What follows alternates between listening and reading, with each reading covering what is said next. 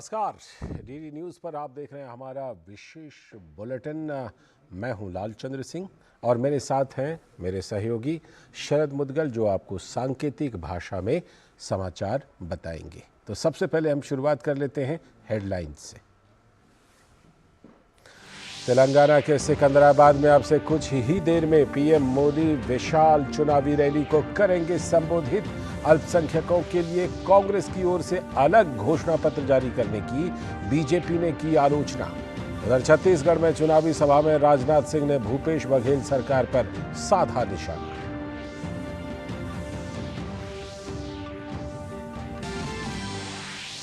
मध्य प्रदेश में बीजेपी अध्यक्ष जेपी नड्डा की मौजूदगी में पार्टी का संकल्प पत्र जारी। संकल्प पत्र में विकसित और समृद्ध मध्य प्रदेश का खाका। अमित शाह ने मनावर में विशाल जनसभा को किया संबोधित, तो कमलनाथ और दिग्विजय समेत कांग्रेस नेताओं ने भी की रैलियां। राजस्थान के दौसा में मासूम बच्ची से दुष्कर्म की घटना पर बीजेपी गहलोत सरकार पर हमलावर। कहा, राज्य सरकार की उदासीनता के कारण प्रदेश में बच्चियों का उत्पीड़न। प्रियंका गांधी से भी पूछे सवाल, लड़की हूं क्या बच सकती हूं?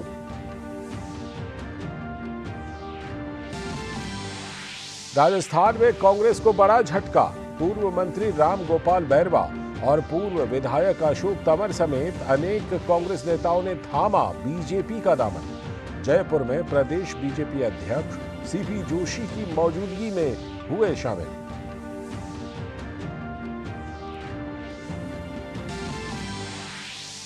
बिहार में जमीन के बदले नौकरी मामले में ईडी ने लालू और तेजस्वी के सहयोगी अमित कात्याल को किया गिरफ्तार। पिछले 2 महीने से ईडी के सामने पेश होने से बच रहा था यह आरोपी।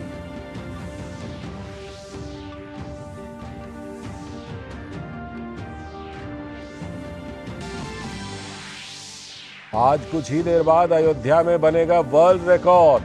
24 लाख से अधिक दियों से जगमग होगी राम की नगरी। दुल्हन की तरह सजे सरयू के 51 घाट। राम कथा पार्क पहुंचे सीएम योगी। 50 से भी अधिक राजदूत भी होंगे दीपोत्सव में शामिल।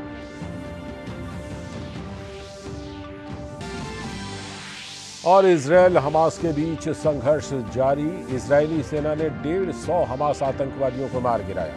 आईडीएफ का उत्तरी गाजा में हमास के गढ़ों पर नियंत्रण का दावा। संयुक्त राष्ट्र सुरक्षा परिषद ने गाजा में मौजूदा स्थिति पर जताई चिंता।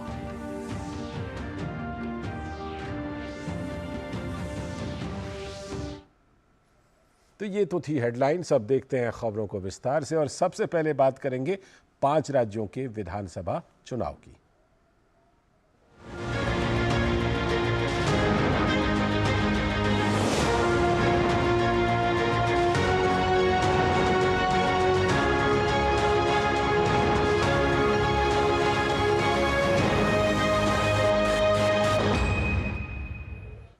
सबसे पहले बात तेलंगाना की, जहां विधानसभा चुनाव की घोषणा के बाद पीएम मोदी आज दूसरी बार भाजपा के लिए चुनाव प्रचार करने सिकंदराबाद पहुंचे हैं। अब से कुछ ही देर में सिकंदराबाद के परेड ग्राउंड में वो एक विशाल जनसभा को संबोधित करने वाले हैं। तेलंगाना में 30 नवंबर को विधानसभा चुनाव के लिए मतदान होंगे।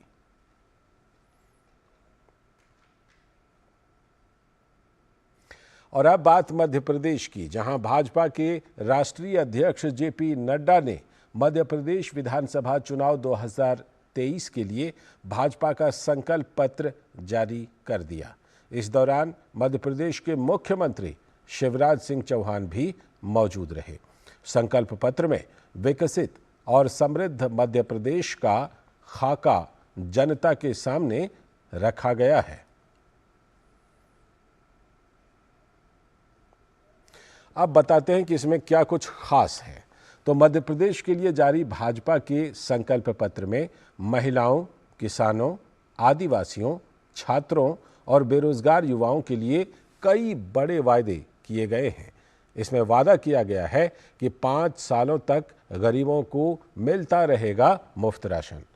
भोपाल में राष्ट्रीय रक्षा विश्वविद्यालय के नए परिसर का निर्माण। जबलपुर और ग्वालियर में कमिश्नर प्रणाली लागू करेंगे। 6 नए एक्सप्रेसवे के साथ 80 रेलवे स्टेशनों का विश्व स्तरीय आधुनिकीकरण करेंगे। नमामि नर्मदे परियोजना पूर्ण की जाएगी। आस्था का सम्मान करते हुए 13 सांस्कृतिक लोकों का निर्माण होगा। लाडली बहनों को आर्थिक मदद के साथ ही पक्का मकान भी मिलेगा। उज्ज्वला लाडली बहना योजना की लाभार्थी को 450 रुपये में ही रसोई गैस का सिलेंडर दिया जाएगा। गेहूं और धान की एमएसपी पर बोनस की व्यवस्था भी होगी और हर संभाग में आईआईटी की तर्ज पर Madhya Pradesh institute of technology बनाया जाएगा। साथ ही हर परिवार में कम से कम एक सदस्य को रोजगार अथवा स्वरोजगार का अवसर मिलेगा।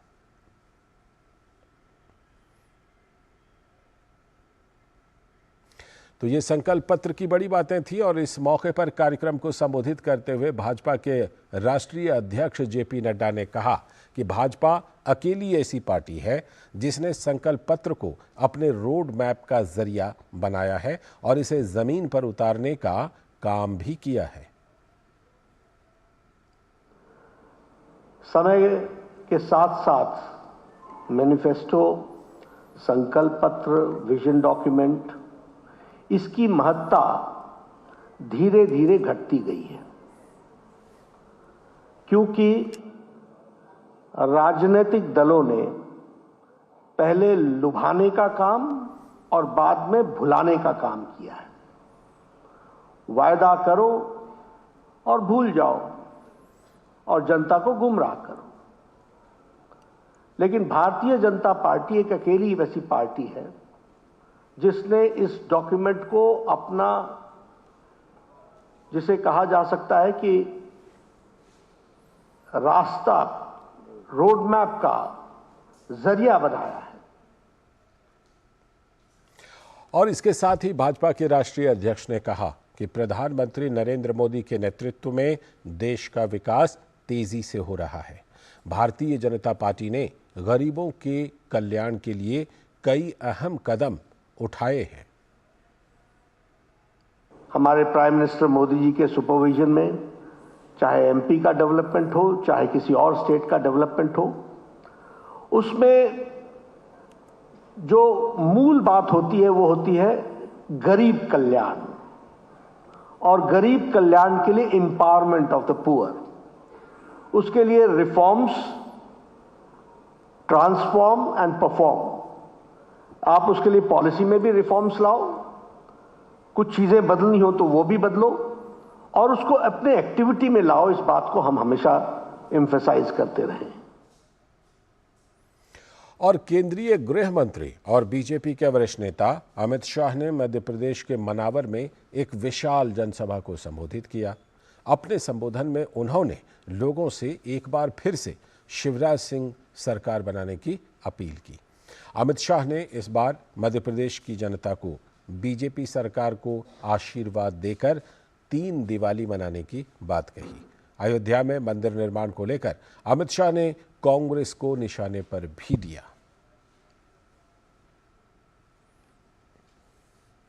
दीपावली कल मनानी है, मनाएंगे ना। दूसरी दीपावली 3 दिसंबर को भाजपा सरकार बने तब मनानी है, और तीसरी दीपावली 22 जनवरी को अयोध्या में रामलल्ला मंदिर में बैठे तब मनानी है। माताओं, भाइयों, बहनों, कई सालों से देश की जनता के हृदय की इच्छा थी कि अयोध्या में रामलल्ला टेंट से निकलकर भव्य मंदिर में विराजमान हो, मगर ये कांग्रेस पार्टी राम मंदिर के मुद्दे को अटका रही थी, लटका रही थी, भटका रही थी। अब मोदी जी ने इसका भूमि पूजन भी किया और प्राण प्रतिष्ठा भी 22 जनवरी को करने वाले हैं। साथ ही अमित शाह ने कहा कि शिवराज सिंह के सरकार द्वारा जारी तीर्थ यात्रा योजना को कमलनाथ सरकार ने रोकने का काम किया था। बीजेपी को जिताने की अपील करते हुए अमित शाह ने कहा कि अगर शिवराज सिंह की सरकार बनी तो लोगों को सरकार की तरफ से अयोध्या की यात्रा करने का मौका मिलेगा। यहां पर मनावर वालों को कहने आया हूं, भाई दर्शन करना है या नहीं करना है? अयोध्या का करना है या नहीं करना है? देखिए, पहले तीर्थ स्थान की यात्रा हमारे शिवराज जी ने चालू करी थी, कमलनाथ जी ने बंद कर दी, फिर चालू करी।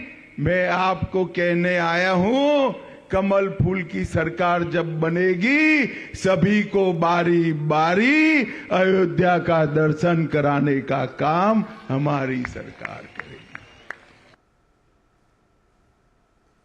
और केंद्रीय गृह मंत्री अमित शाह ने मध्य प्रदेश के धार में भी एक जनसभा को संबोधित किया। उन्होंने कहा कि देशवासियों को दीपावली की शुभकामनाएं। साथ ही हम आशा करते हैं कि दीपावली के बाद देश भर में परिवारवाद और भ्रष्टाचार का बीज बोने वाली कांग्रेस पार्टी का सफाया हो जाएगा। मैं आशा करता हूं कि दीपावली के बाद देश भर में परिवारवाद और भ्रष्टाचार का बीज बोने वाली कांग्रेस पार्टी का मध्य प्रदेश में सफाया हो जाएगा। अभी बुलेटिन में समय आ गया एक ब्रेक का, और ब्रेक के बाद जब लौटेंगे तब देखेंगे कुछ और बड़ी खबरें। अलग हैं हम, ये रफ्तार नई है, ये रफ्तार सही है, ये जज्बा नया है, खुद ब खुद नया है। आयशर प्राइमर G3, जज्बा नया, जीत नई। स्वागत है एक बार फिर से आपका ब्रेक के बाद इस विशेष बुलेटिन में। बात मध्य प्रदेश की जारी रखते हैं। कांग्रेस नेता और मध्य प्रदेश में मुख्यमंत्री रह चुके दिग्विजय सिंह ने गुना में चुनावी रैली को संबोधित किया। यहां फतेहगढ़ में उन्होंने बमोरी विधानसभा से कांग्रेस प्रत्याशी ऋषि अग्रवाल के समर्थन में वोट देने की अपील की। इस दौरान उन्होंने मतदाताओं से कांग्रेस के घोषणा पत्र में किए गए वायदों को दोहराया। साथ ही केंद्रीय मंत्री ज्योतिरादित्य सिंधिया पर भी चुनावी हमले किए। और उधर छत्तीसगढ़ के सरगुजा में भाजपा के नेता राजनाथ सिंह ने जनसभा को संबोधित किया। उन्होंने कहा कि राज्य में कांग्रेस की भूखी भ्रष्ट सरकार है, जो केवल और केवल राजनीति के लिए काम करती है। भूखी भ्रष्ट सरकार आप लोगों ने कभी देखी नहीं होगी बहनों भाइयों, जैसी सरकार यहां पर है। 5 सालों से सत्ता का धंधा किस प्रकार से चल रहा है, और एक महादेव जी आ गए। लगता है कि महादेव जी ने तय कर लिया है इस भ्रष्ट सरकार को यहां से जाना चाहिए और भारतीय जनता पार्टी की सरकार यहां आनी चाहिए। और राजनाथ सिंह ने कहा कि छत्तीसगढ़ में नशा, बेरोजगारी, पलायन एक आम बात हो गई है।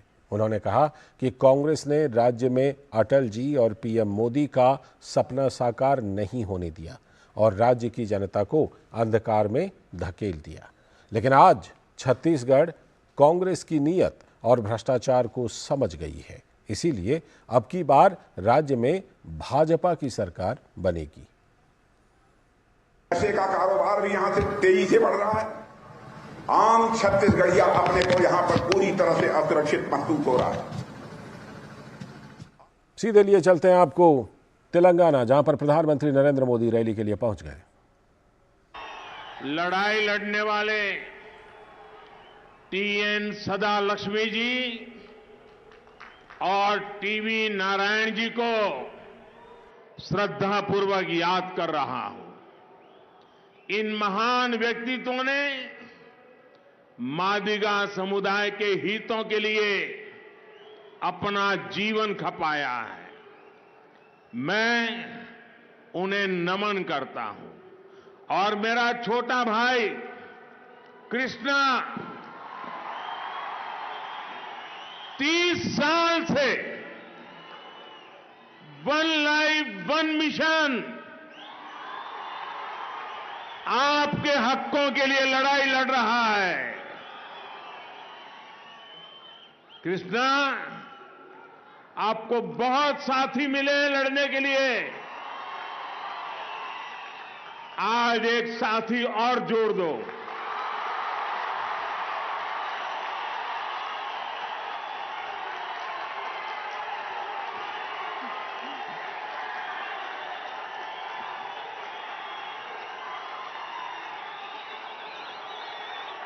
మిత్రులారా, ఈ సందర్భంగా మాదిక సామాజిక వర్గానికి సంబంధించినటువంటి అనేక సమస్యల పైన పోరాటం చేసినటువంటి యోధులు ఇవాళ టిఎన్ సదాలక్ష్మి, అదే రకంగా టివి నారాయణ గారు స్వర్గీయులు, వారి ప్రత్యేకంగా ఒక భక్తి శ్రద్ధలతో వారిని నేను గుర్తు చేసుకుంటా ఉన్నాను. ఈ మహానుభావులు మాదిగ సమాజం యొక్క ఉన్నతి కోసము, వారి హక్కుల కోసము నిరంతరం జీవితమంతా కూడా పోరాటం చేశారు. తమ జీవితాలను ధారపోశారు. అదేవిధంగా నా సోదరుడు కృష్ణ మాదిగ 30 సంవత్సరాలుగా ఒకే లక్ష్యం, వన్ లైఫ్ వన్ మిషన్ అనేటువంటి ఒక ఉద్యమ కెరటంగా ఎదిగి మీ అందరి యొక్క సహకారంతో ఏ రకంగా ఉద్యమానికి ఊపిరి పోషించో మీరు ఈరోజు మీ ఉద్యమంలో నన్ను కూడా భాగస్వామ్యం చేసుకొని నీకు నేను తోడుగా ఈ సందర్భంగా ఉంటానని చెప్పి కూడా నీకు నేను భరోసా ఇస్తా ఉన్నాను. ఇవాళ मादिगा समाज के मेरे भाइयों बहनों और कृष्णा, मैं आज आपसे कुछ मांगने के लिए नहीं आया हूं। मैं आज आया हूं आपके बीच आजादी के बाद जितनी भी पॉलिटिकल पार्टियों ने, जितने भी पॉलिटिकल लीडर्स ने आपको वादा किया, आपसे धोखा किया, मैं आज एक पॉलिटिकल बिरादरी का व्यक्ति होने के नाते उनके पापों की क्षमा मांगने के लिए और उनके पापों का प्रायश्चित करने के लिए आया हूं. సోదర సోదరి మల్లారా, ఇవాళ కృష్ణ, నేను ఇవాళ మీతో ఏది కోరడానికి రాలేదు. మీ మధ్యలోకి మీ బాధలు పంచుకోవడానికి వచ్చాను. స్వాతంత్ర్యం తర్వాత అనేక రాజకీయ పార్టీలు, అనేక రాజకీయ నాయకులు మీకు అనేకమైనటువంటి హామీలు ఇచ్చారు. న్యాయం చేస్తామన్నారు, మిమ్మల్ని వాడుకున్నారు, కానీ మిమ్మల్ని పూర్తిగా దోకా చేశారు. వాళ్ళు చేసిన పాపాలకు నేను ఒక రాజకీయ నాయకుడిగా వాళ్ళ పాపాల ప్రక్షాళన కోసము మిమ్మల్ని నేను క్షమాపాత్రుడిగా ప్రార్థిస్తూ తప్పకుండా వాళ్ళ పాపాలను ప్రక్షాళన చేయడానికి నేను మీతో ఉంటానని చెప్పి కూడా ఈ సందర్భంగా మీకు నేను హామీ ఇస్తా ఉన్నాను. ఇవాళ నా కుటుంబ సభ్యులారా, तेलंगाना का आज इतिहास के बेहद अहम मोड़ पर खड़ा है. दशकों से आंदोलन के बाद 10 साल पहले जो सरकार यहां बनी, वो तेलंगाना के गौरव की, तेलंगाना के सम्मान की रक्षा नहीं कर पाई. तेलंगाना के लोगों के सामर्थ्य की पूरी दुनिया प्रशंसा करती है, लेकिन जब बात यहां की गवर्नमेंट की आती है, गवर्नेंस की आती है, तो हर कोई निराश हो जाता है. इन 10 वर्षों में तेलंगाना सरकार ने हर किसी के साथ मादिगा समुदाय के साथ सिर्फ और सिर्फ विश्वासघात किया है। कौन भूल सकता है कि कांग्रेस ने किस तरह तेलंगाना के निर्माण में बाधाएं खड़ी की थी। लेकिन जब अनेक बलिदानों के बाद तेलंगाना बना तो बीआरएस के नेता आपको भूलकर सबसे पहले कांग्रेस के नेताओं को धन्यवाद करने गए। आंदोलन के दिनों में आपसे वादा किया गया था कि किसी दलित को ही तेलंगाना का पहला सीएम बनाया जाएगा। लेकिन राज्य के निर्माण के बाद हर दलित आकांक्षाओं को कुचलते हुए सीएम की कुर्सी पर केसीआर ने कब्जा कर लिया। बीआरएस ने दलितों को जमीन देने का भी वादा किया था। क्या उन्होंने वादा पूरा किया? बीआरएस ने आपको दलित बंधु स्कीम के जरिए हजारों करोड़ रुपया देने की बात कही थी। क्या आपको इसका लाभ हुआ? सच्चाई यह है कि ये स्कीम बीआरएस विधायकों के रिश्तेदारों की स्कीम बन गई है। कोर्ट आप तेलंगाना के सिकंदराबाद से देख रहे थे। प्रधानमंत्री नरेंद्र मोदी वहां पर एक चुनावी रैली कर रहे हैं। उन्होंने खास तौर पर यह बात रखी कि तेलंगाना के साथ जो वायदे किए गए थे वो पूरे नहीं किए गए वहां की सरकार के द्वारा। अभी वक्त है एक ब्रेक का, और ब्रेक के बाद जब लौटेंगे तब बात करेंगे दीपोत्सव की।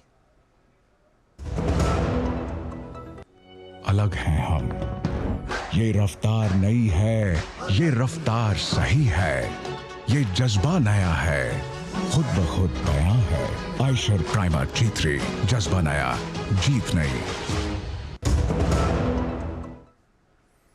स्वागत है ब्रेक के बाद एक बार फिर से आपका इस विशेष बुलेटिन में। अब बात दीपोत्सव की।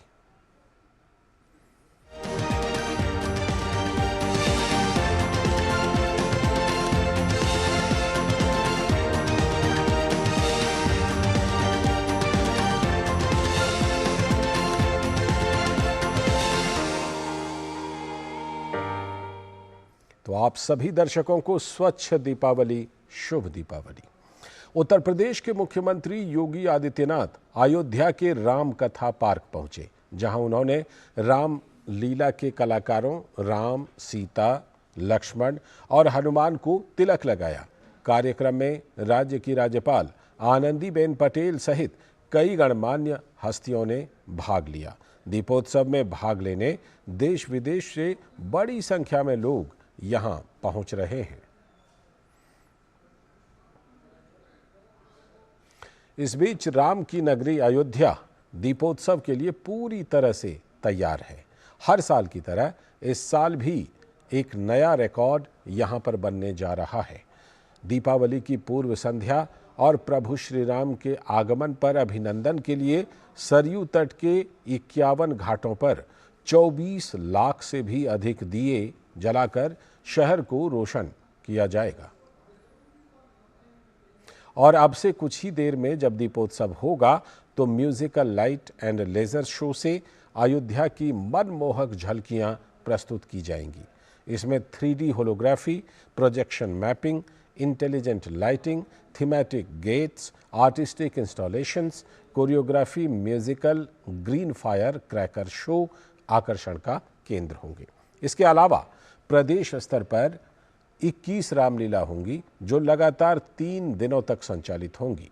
उत्तर प्रदेश सरकार ने कहा है कि 50 से भी अधिक देशों के राजदूत आज अयोध्या आ रहे हैं, लिहाजा सभी तैयारियां अलर्ट मोड पर हैं।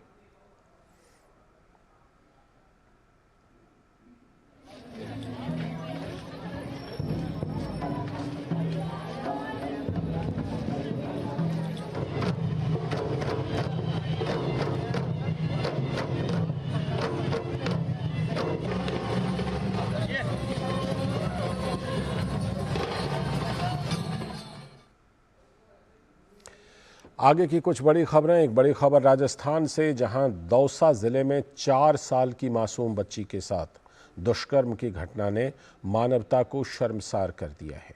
बीजेपी इस घटना को लेकर हमलावर है। भाजपा के प्रवक्ता शहजाद पूनावाला ने राजस्थान में महिलाओं की सुरक्षा को लेकर प्रश्न चिन्ह लगाए। उन्होंने कहा कि कांग्रेस की नेता प्रियंका गांधी की पार्टी की जिस राज्य राजस्थान में सरकार है, वहीं 4 साल की बच्ची के साथ दुष्कर्म की घटना सामने आई है। ऐसी शर्मनाक घटनाएं राजस्थान में आम बात हो गई हैं। भाजपा कांग्रेस और प्रियंका गांधी से पूछना चाहती है कि आखिर वो मानवता और महिलाओं के खिलाफ ऐसी शर्मनाक घटनाओं पर लगाम लगाने के लिए क्या कर रही है। वक्त है अभी एक और ब्रेक का, और ब्रेक के बाद जब लौटेंगे तो देखेंगे कुछ और खबरें। अलग हैं हम, ये रफ्तार नई है, ये रफ्तार सही है, ये जज्बा नया है, खुद ब खुद बयां है। आयशर प्राइमर G3, जज्बा नया, जीत नई।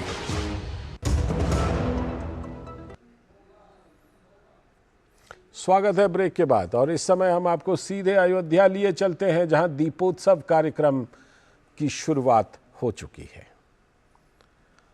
जन्मभूमि मम पुरी सुहावनी, उत्तर दिशि बह सरजू पावनी, जाम जनते बिनहि प्रयासा, मम समीप नर पावहि बासा। जय श्री राम, जय जय श्री राम। अवधपुरी अति रुचिर बनाई, देवन सुमन वृष्टि झरि लाई। राम कहा सेवकन बुलाई, प्रथम सखन अनवाहु जाई।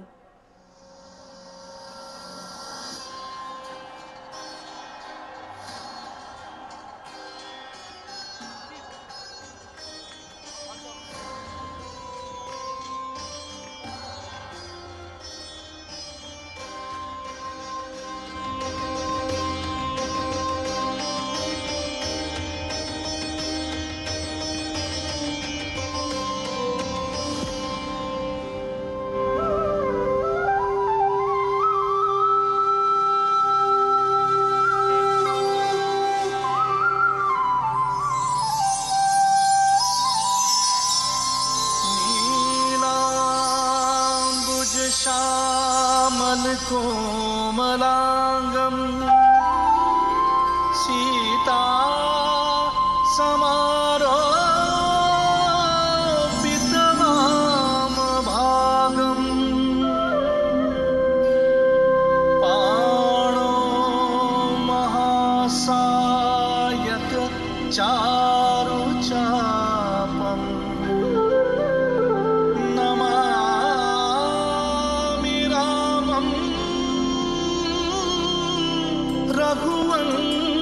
रघुवंशनाथं।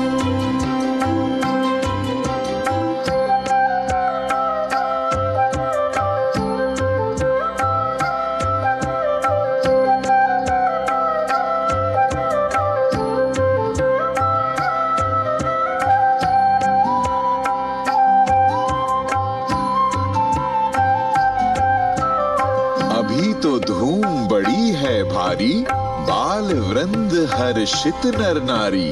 हर्षित प्रजा अवधपुरी सारी, राजाभिषेक की है तैयारी। शुभ दिन मंगल घड़ी है आज, सुमंगल बाजन लागे साज। अवध के राजा होंगे राम, अवध के राजा होंगे राम।